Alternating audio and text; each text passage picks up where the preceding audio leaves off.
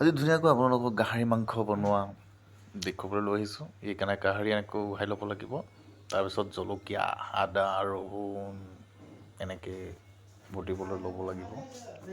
যিমান আপোনালোকে লয়, তাত আলু কাটি ল'লোঁ, পিঁয়াজ কাটি ল'লোঁ। যিমান আপোনালোকে ভাল পায় সিমান পৰিমাণৰ ল'লে হ'ল। এনেকৈ খুন্দি ল'লোঁ আমি এতিয়া জ্বলা, ৰহুন, আদা আৰু এই গাহৰি যিটো বইল কৰিছিলোঁ সেইটো। আৰু এতিয়া কেৰাহীত আমি তেল ঢালি দিছোঁ।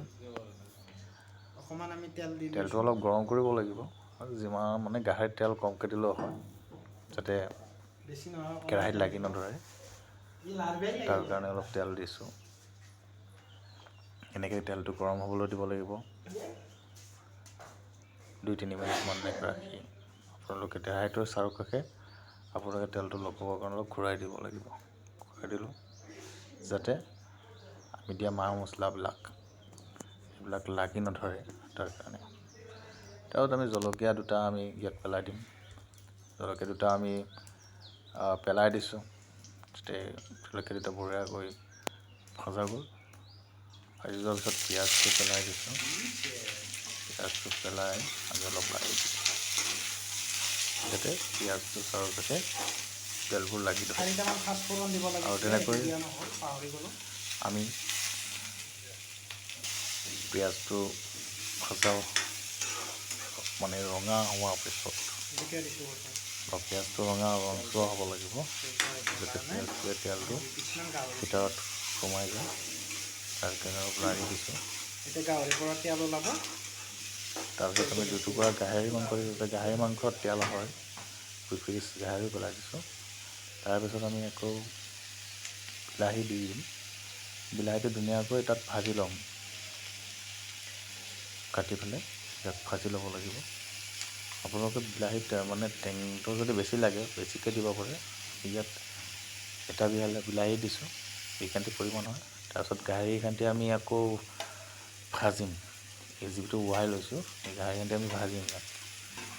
আৰু তাৰপিছত আমি খৰিটো জানে আৰু লাৰি দিলোঁ ধুনীয়াকৈ।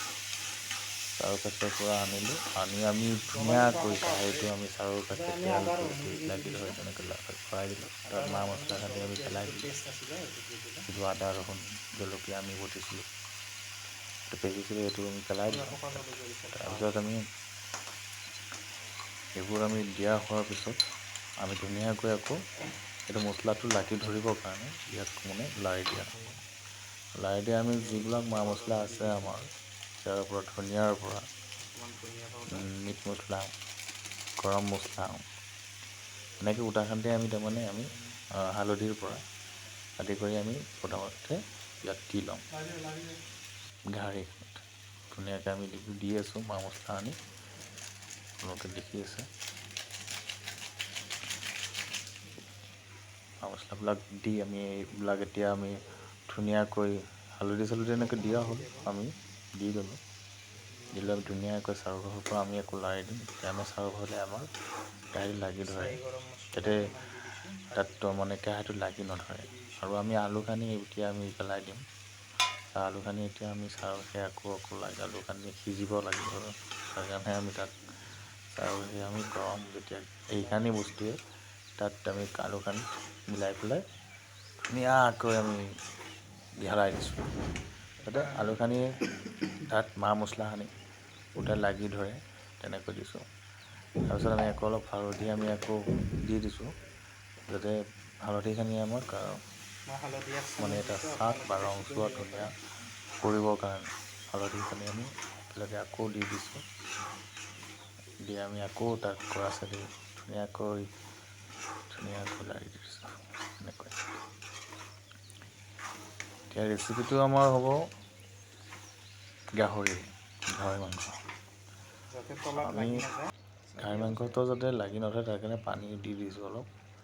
আৰু তাৰপিছত নিমখ আমি তাত দিছোঁ, যিমান পৰিমাণৰ আপোনাক নিমখ লাগে।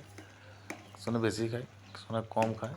তাৰপিছত আমি ঢাকনিখন দি দিছোঁ যাতে এইটো আমাৰ সিজি আৰু যেতিয়া সিজিছে, এতিয়া সিজাৰ পিছত আমি গাহৰিখিনিতে আকৌ লাৰি দিছোঁ যাতে কেৰাহীটোত লাগি নধৰে। তাৰ কাৰণে আকৌ আমি এইটো লাৰি দিছোঁ। আলুবিলাক এনেকৈ সিজি যায় ধুনীয়াকৈ পাতল পাতলকৈ আমি লাৰি দিছোঁ। গাহৰি মাংস ততে ধুনীয়া এটা স্বাদ এটা গোন্ধ ওলাইছে। এতিয়া আমাৰ মছলাটো যিটো আহি আছে তাত ধুনীয়া এটা গোন্ধ ওলাইছে। এতিয়া অলটিমেটলি হৈ গ'ল আমাৰ গাহৰি মাংস। এতিয়া এনেকৈ আমি গাহৰি মাংস বনাই আমি খাবলৈ টেষ্টি পাওঁ। Thank U.